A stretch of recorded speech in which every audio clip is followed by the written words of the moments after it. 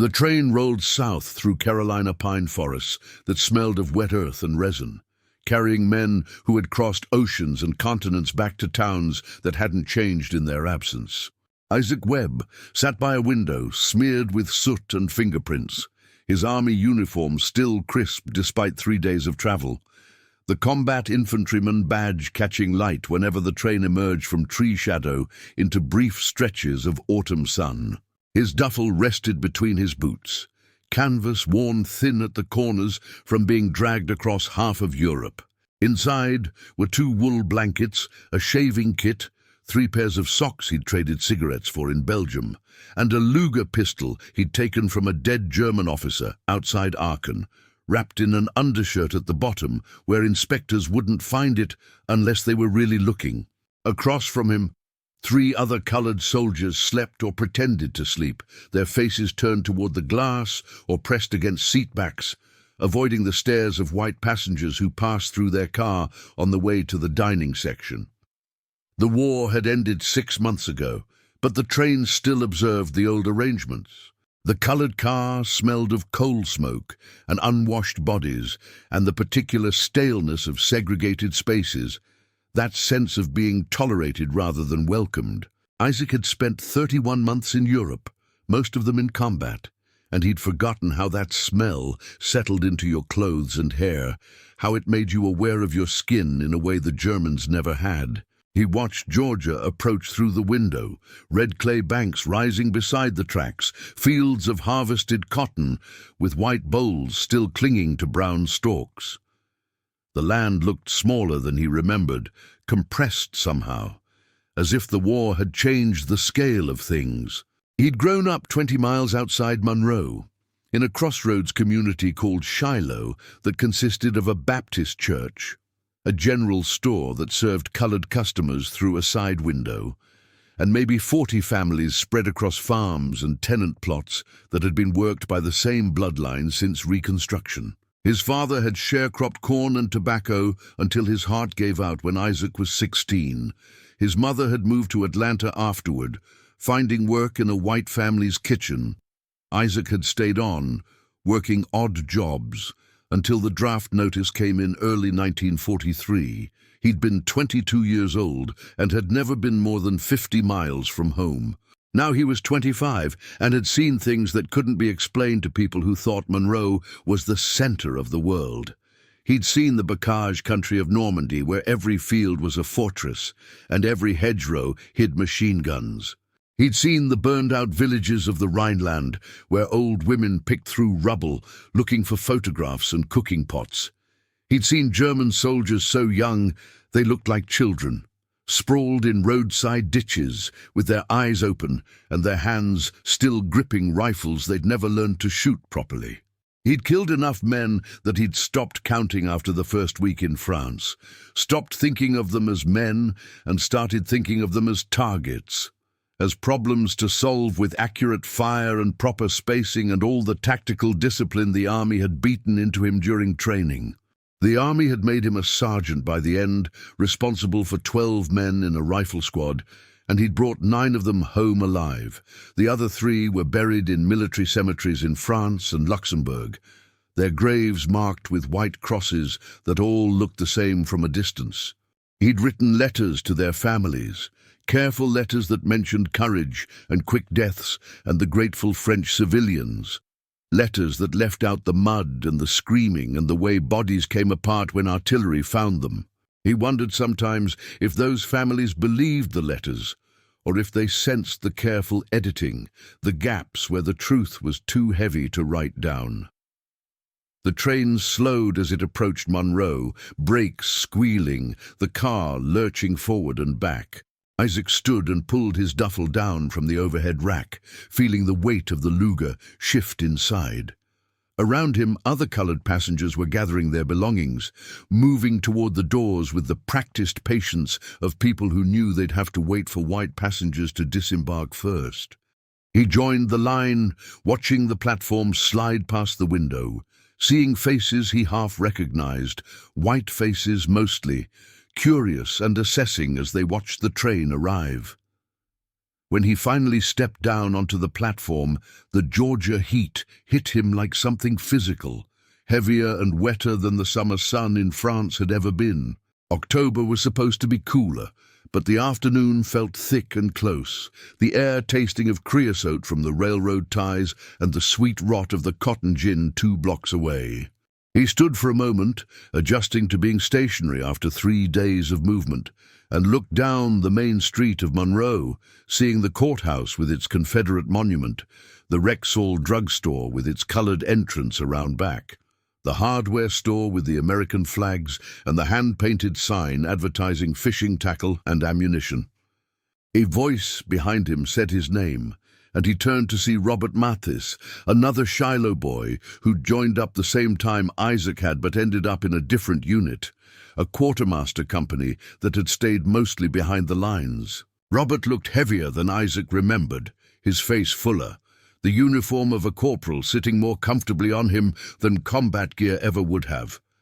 They shook hands, and Robert's grip was soft, uncalloused, the grip of someone who'd spent the war loading trucks rather than digging foxholes. They walked together away from the station, through the colored section where businesses catered to black customers with peeling paint and hand-lettered signs, a barber shop, a juke joint with its windows painted over, a grocery with produce bins outside and flies circling overripe melons. Women on porches watched them pass, their faces showing recognition and something else, something cautious. An old man in bib overalls nodded but didn't smile. Children playing in a side yard stopped and stared at the uniforms, at the boots and the duffels, and the military bearing that still showed in the way Isaac and Robert walked, shoulders back, eyes forward, spacing themselves instinctively like they were still on patrol. Robert talked as they walked, his voice carrying the relief of someone who needed to fill silence with words. He talked about the voyage home, about the processing center at Camp Kilmer, where they'd turned in most of their equipment, about his wife who was staying with her mother while they looked for a place of their own. He didn't talk about the war itself, and Isaac was grateful for that. After a while, Robert's words faded into background noise, and Isaac just listened to the rhythm of them, the familiar cadence of home speech after months of orders and radio chatter, and the careful English soldiers used when they knew officers were listening. They reached the edge of town where the paved road turned to red dirt, and Robert stopped, pointing down a side path that led toward his mother-in-law's house. He looked at Isaac for a moment, and his expression changed, became more serious. "Things are different here now," Robert said, "not better. White folks are worked up about soldiers coming home, especially colored soldiers. You need to be careful, Isaac. Don't wear that uniform around town. Don't talk about where you've been or what you've done. Just keep your head down and act like you never left." Isaac looked at him, at this man who'd worn the same uniform but had never fired a shot in anger, who thought survival meant making yourself smaller, invisible. He felt something cold settle in his chest, something that had started forming in France when he realized the Germans respected his rifle more than white Americans respected his humanity. "I didn't come home to keep my head down," Isaac said quietly. Robert's face showed fear then, quick and sharp. "You need to listen to what I'm saying. The Klan is back. They've been riding at night, burning crosses, running off veterans who get too proud. Sheriff Yancey don't do nothing about it. Hell, half his deputies are probably under those hoods. You've been away, Isaac. You don't know how it is now." Isaac shifted his duffel to his other shoulder. The Luger's weight pulled at the canvas, a reminder of capability, of training that had made killing as natural as breathing. "I know exactly how it is," he said. "That's why I came home." He left Robert standing there and walked on alone, following the dirt road toward Shiloh, watching the sun drop lower through pine trees that cast long shadows across the red clay. The walk took an hour, and by the time he reached the crossroads, the light had gone golden and soft, the kind of evening light that made everything look peaceful, even when it wasn't. The church stood on the north corner, white clapboard with a simple steeple and windows that someone had recently cleaned. Across from it, the general store was closed, its porch empty except for a rusted Coca-Cola sign that swung slightly in the breeze. He turned down the road toward his aunt's house, a shotgun shack with a tin roof and a vegetable garden out front, where beans grew on strings and tomato plants sagged with late fruit. His Aunt Celia was on the porch before he reached the gate, moving faster than he'd ever seen her move, her arms opening to fold him into an embrace that smelled of lye soap and wood smoke and the particular safety of home. She was crying, and he realized he was too, tears cutting tracks through the road dust on his face, his body finally releasing some of the tension he'd carried across an ocean and a continent and 3,000 miles of American railroad. Inside, the house was exactly as he remembered. 2 rooms with a lean-to kitchen, kerosene lamps because the power lines hadn't reached this far, furniture his uncle had built 40 years ago from pine and determination. His aunt made him sit while she heated water for washing, brought him clean clothes that had belonged to her husband before cancer took him 2 winters back, set out cornbread and greens and ham hock that he ate slowly, tasting each bite, letting the familiar flavors replace the months of K-rations and mess hall stew. She talked while he ate, catching him up on 3 years of Shiloh news, who had died, who had married, who had moved away looking for factory work in Atlanta or Detroit. She mentioned other veterans who had come home, 6 men from the community who'd served in different units, different places. 3 of them were staying out at the Williams place, the old tenant farm on the east edge of Shiloh, where James Williams had managed to buy 40 acres during the Depression when white farmers were desperate for any cash at all. She said their names carefully, watching his face. Thomas Early, who'd been a gunner on a bomber in Italy, Marcus Shaw, who'd driven supply trucks through France, and David Stone, who'd served in the Pacific, island hopping from Tarawa to Okinawa, seeing combat that made Europe look civilized by comparison. They're good boys, his aunt said, steady, but they got white folks nervous. Sheriff Yancey came out here 2 weeks ago, asking questions, saying he'd heard there was colored men with weapons, making trouble. I told him these boys fought for their country, earned the right to walk proud. He didn't like that, said things needed to stay peaceful, that colored folks stirring things up would regret it. Isaac listened, his hands resting on the table, fingers drumming slightly the way they did when he was thinking tactically, assessing threats and resources and lines of retreat. He asked about the Klan, and his aunt's face closed down, became careful. They've been active since spring, she said. She started with cross burnings, just warning colored folks to stay in their place. Then it got worse. They beat a man down in Walton County for talking back to a store clerk, ran a family out of Monroe because the husband tried to register to vote. Last month, they burned a barn belonging to a veteran over in Ogeechee. The man and his wife got out, but they lost everything. Sheriff said it was an accident, faulty wiring. Everybody knows better. She leaned forward, her eyes finding his. You need to be smart, Isaac.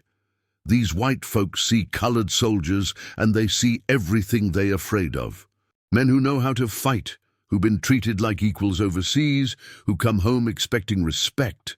The Klan aims to break that down, put things back the way they was.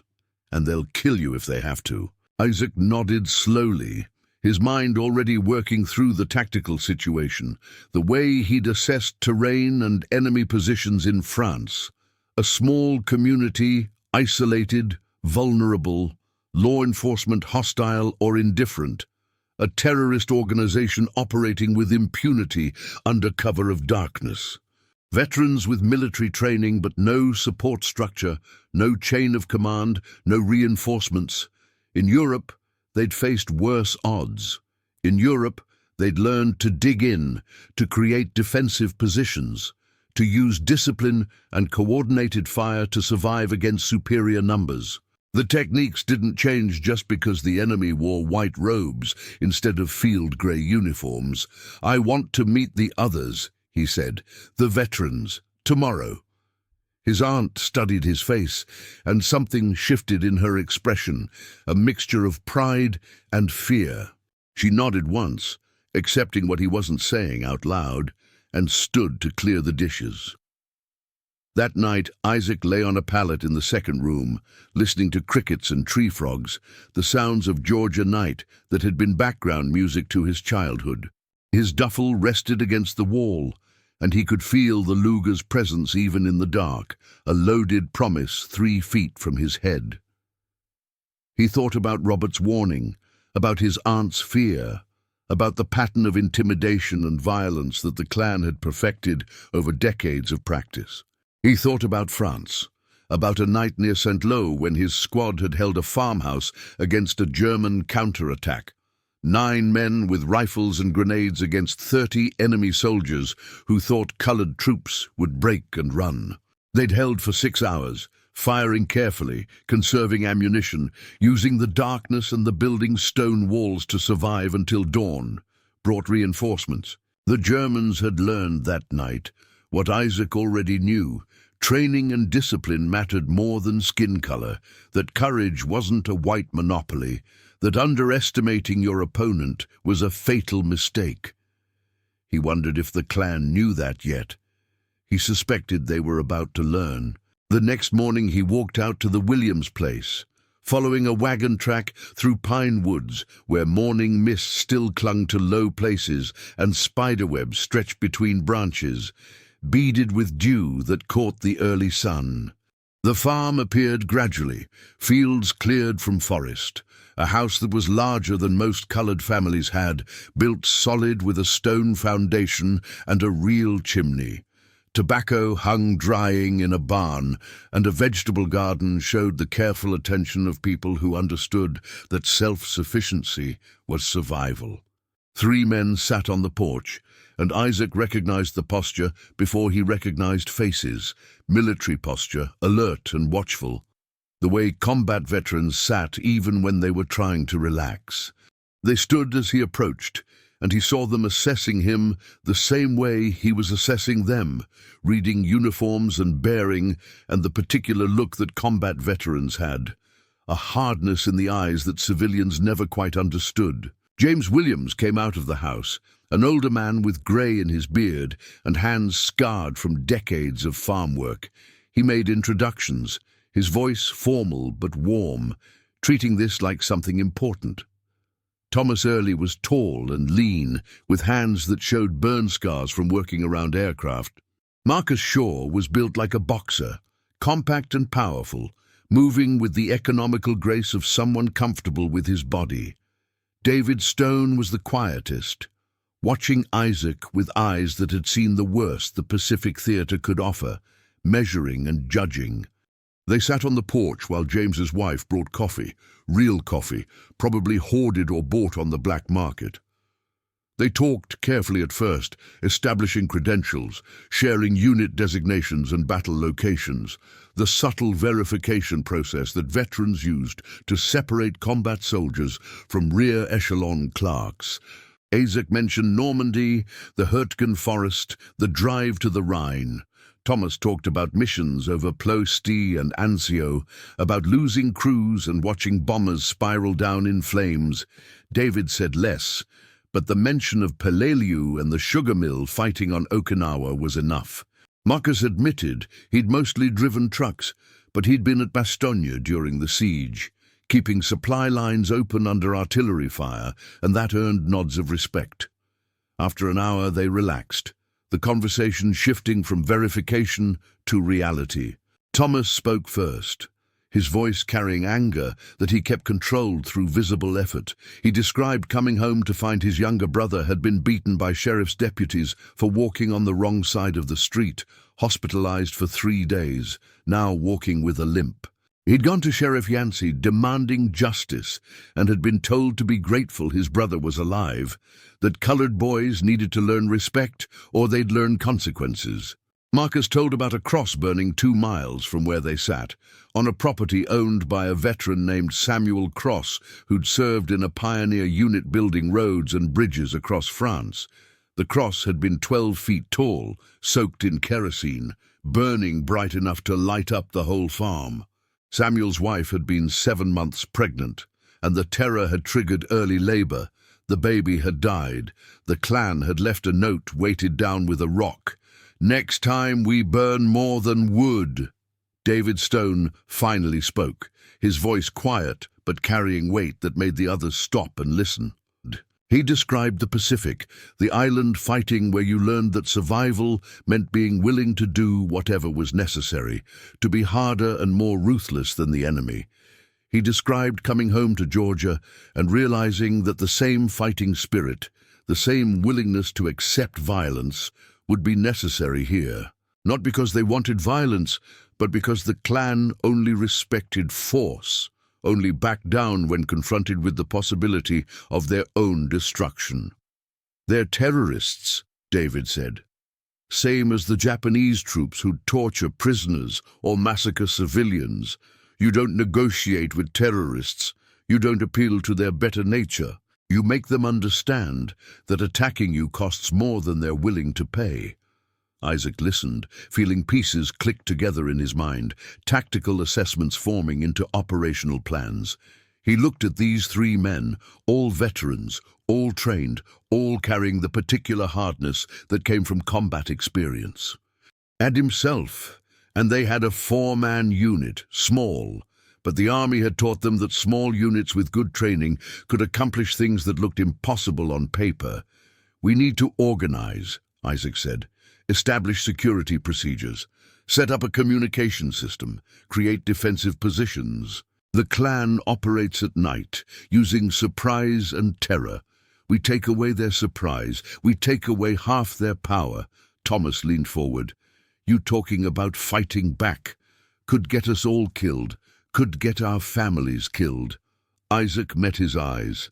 "We fought across Europe and the Pacific. You think the clan is harder than the Wehrmacht?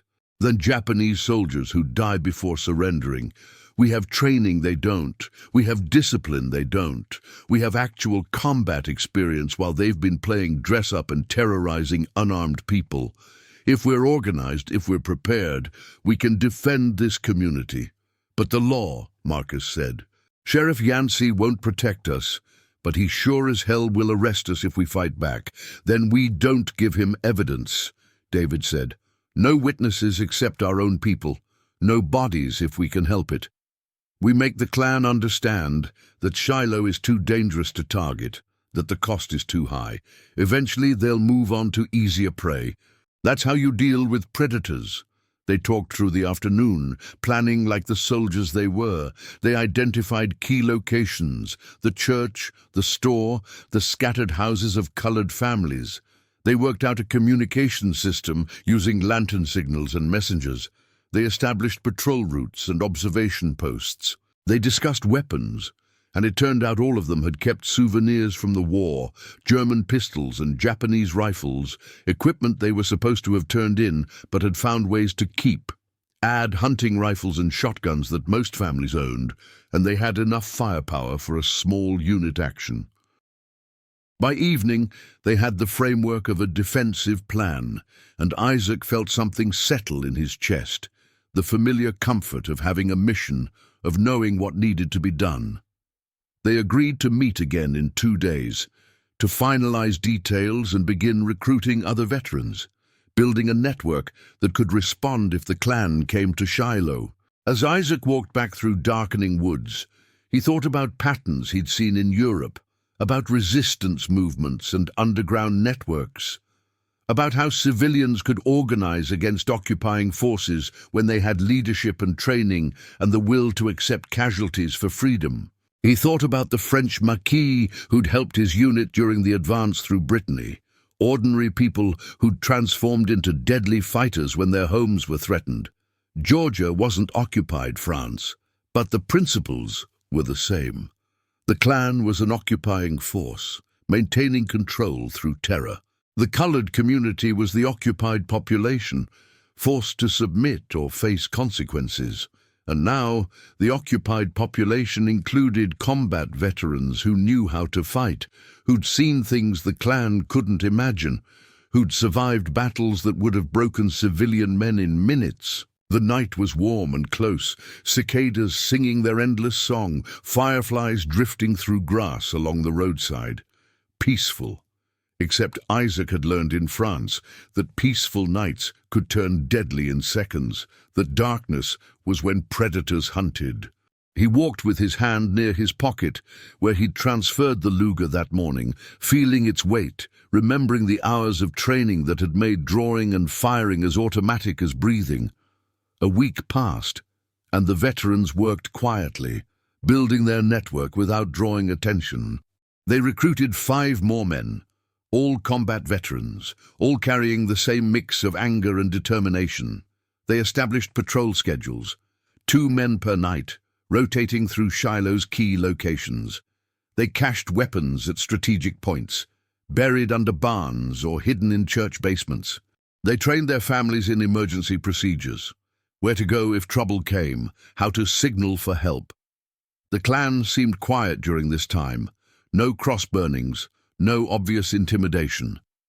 Isaac wondered if they were watching, waiting, or just busy terrorizing other communities. He heard stories from Monroe, from neighboring counties, a pattern of violence against returning veterans that showed coordination and intent. The message was clear. Colored soldiers might have fought for America, but they weren't welcome to the fruits of victory, weren't allowed to expect the equality they'd tasted overseas. On the 8th night, the quiet broke. Isaac was on patrol with David Stone, walking the dirt road between scattered houses, moving through shadows with the careful silence combat had taught them. The night was darker than usual.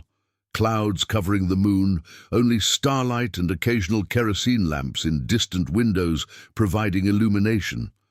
They'd just checked on the church, finding it secure, and were moving toward the store when David touched Isaac's arm, a signal to stop and listen. "Engines," David whispered. "Multiple vehicles." Coming from the Monroe Road. They moved off the road into tree cover, crouching in darkness, watching the approach.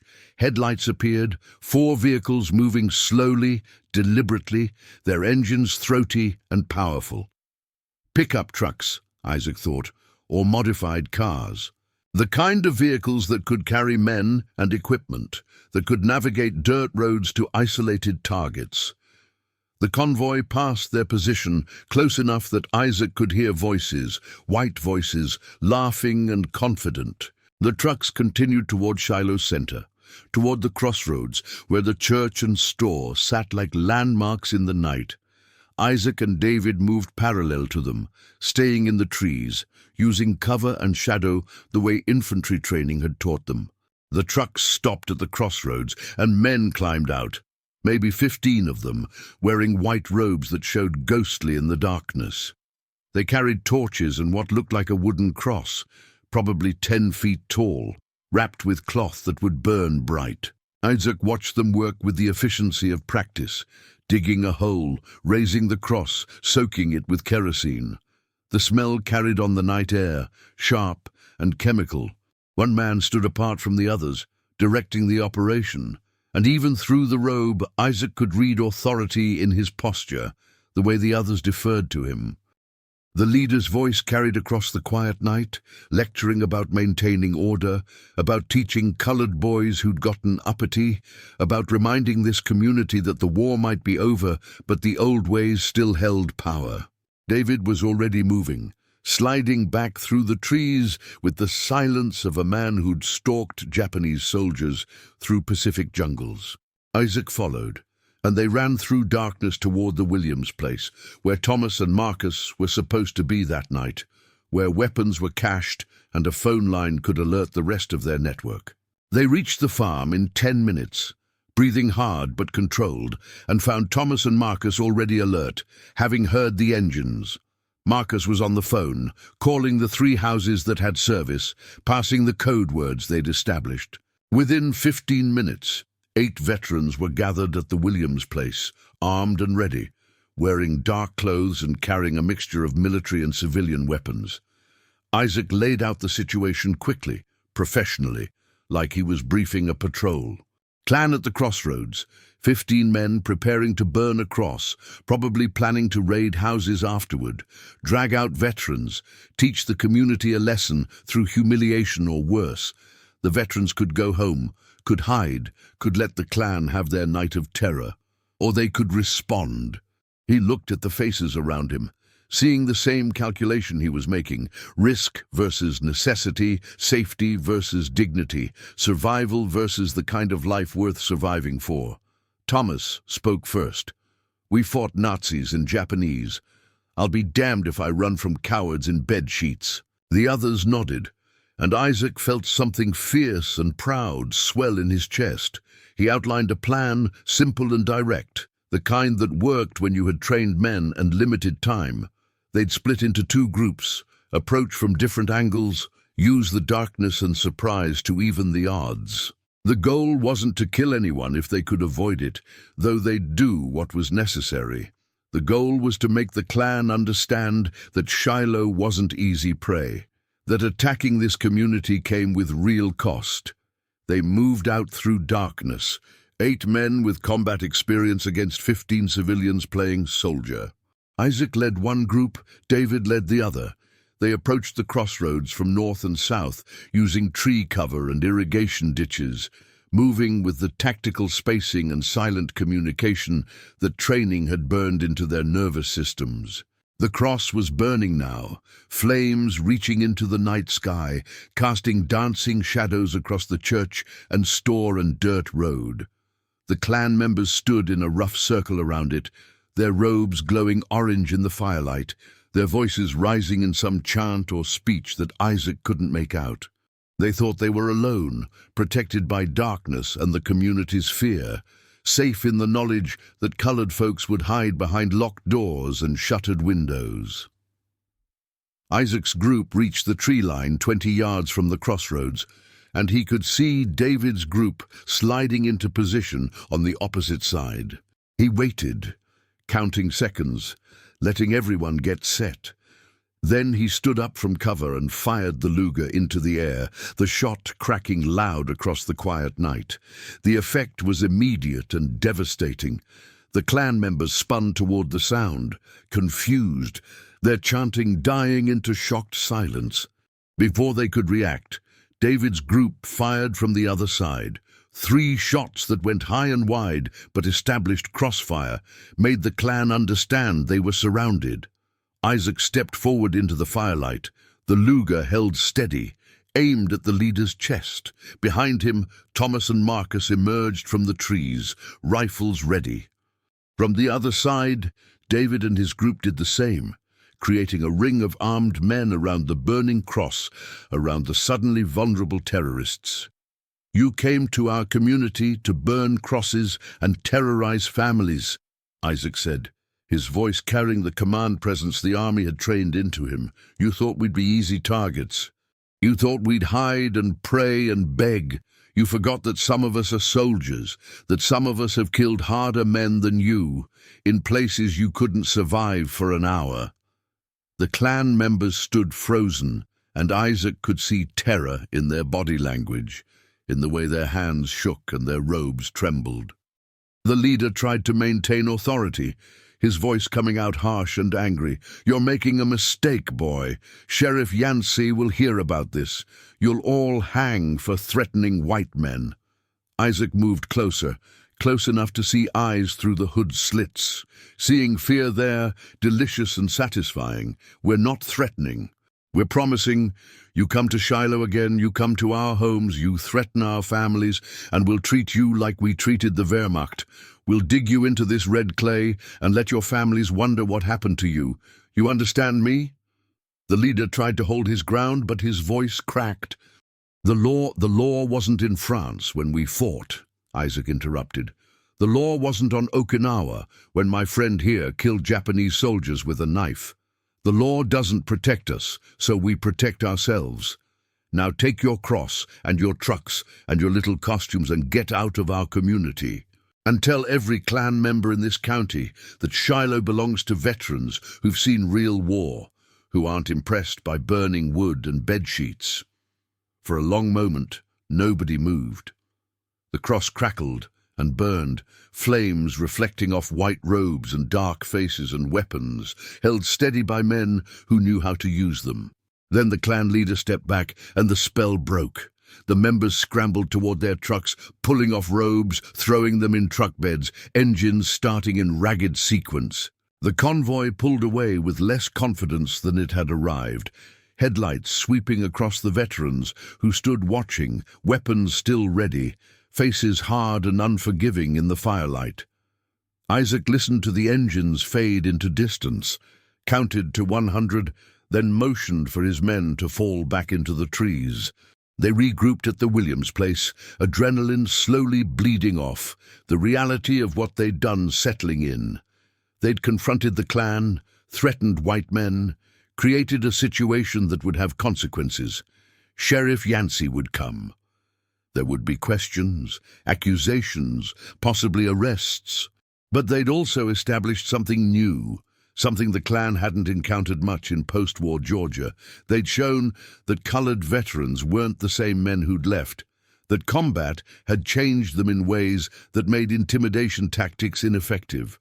They demonstrated that terrorism worked both ways, that fear could be turned back on terrorists, that darkness could hide defenders as easily as attackers.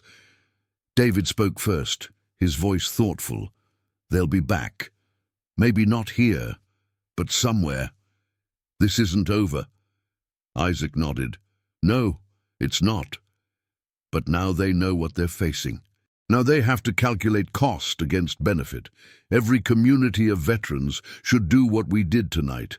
Build networks, establish defenses, show the Klan that the war taught us more than how to follow orders.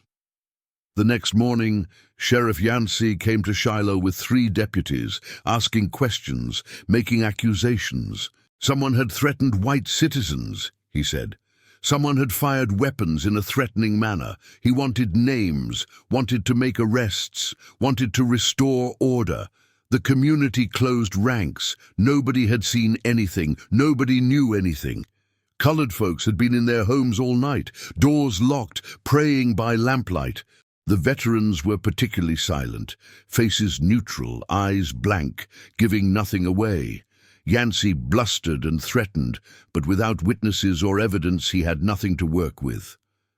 Before he left, Isaac approached him, speaking quietly, respectfully, in the tone that white folks expected from colored men. He mentioned that he'd heard about the Klan coming out, that it was good nothing bad had happened, that veterans like himself just wanted peace, wanted to work and provide for families without trouble from anybody. Yancey looked at him with suspicion and something else, a flicker of fear, the recognition that these soldiers weren't the boys who'd left 3 years ago. He warned Isaac to keep his nose clean, to remember where he was and who was in charge. Isaac nodded and said yes, sir, and kept his face expressionless, while his mind calculated fields of fire and defensive positions. In the weeks that followed, the pattern repeated across Georgia and throughout the South. Veterans organized quietly and carefully, building networks that could respond to Klan violence. There were confrontations in other communities, other moments when trained soldiers reminded terrorists that intimidation was a two-way street. Some of these confrontations turned deadly. Some resulted in arrests and trials where all-white juries delivered predictable verdicts. But the Klan learned caution, learned to calculate risk, learned that the post-war South included men who'd survived Normandy and Iwo Jima and weren't impressed by burning crosses. Isaac stayed in Shiloh, working his aunt's land, attending church, living quietly on the surface while maintaining the veterans' network underneath. He never talked about France, except with other veterans, never displayed his decorations, never sought recognition for what he'd survived. But he kept the Luger cleaned and loaded, kept the patrol schedules updated, kept the communication system ready for activation. Years later, when the civil rights movement brought change that had seemed impossible in 1945, when federal law finally began to catch up with justice, Isaac would remember that night at the crossroads. He'd remember the terror on the faces of men who'd thought themselves invulnerable, the crack of rifle fire in the darkness, the feeling of standing armed and unafraid in the community he'd fought for overseas. He'd remember Thomas and David and Marcus, the other veterans who'd refused to accept that survival meant submission, who'd brought military discipline to civilian resistance. The fire from that burning cross had died to embers by morning, but something else had kindled in Shiloh that night, a different kind of fire, harder to extinguish. The knowledge that dignity had costs, but submission cost more. That training and courage could shift power, even in a system designed to concentrate it in white hands. That veterans who destroyed Nazis and Japanese militarism weren't willing to bow before homegrown terrorists in stolen robes. Isaac Webb lived another 40 years, worked his land, raised a family, saw the world change in ways he'd barely imagined possible that October night in 1945. But he never forgot the moment when he'd stood in firelight with a German pistol in his hand and made the Klan understand that some men, some soldiers, some black veterans of a war that had cost everything were simply too hard, too trained, too tested by fire to be scared into submission by burning wood and empty threats. The dark roads home had been long and hard, but they'd survived them.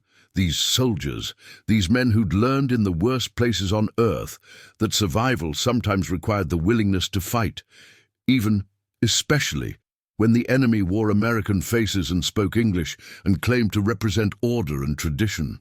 They carried that lesson into the post-war years through struggle and resistance, passing it to children and grandchildren who would march, sit in, and freedom ride toward justice. It was a fight veterans like Isaac had begun on that October night. Armed with experience, they refused to surrender, knowing dignity required the vigilance only combat soldiers understood.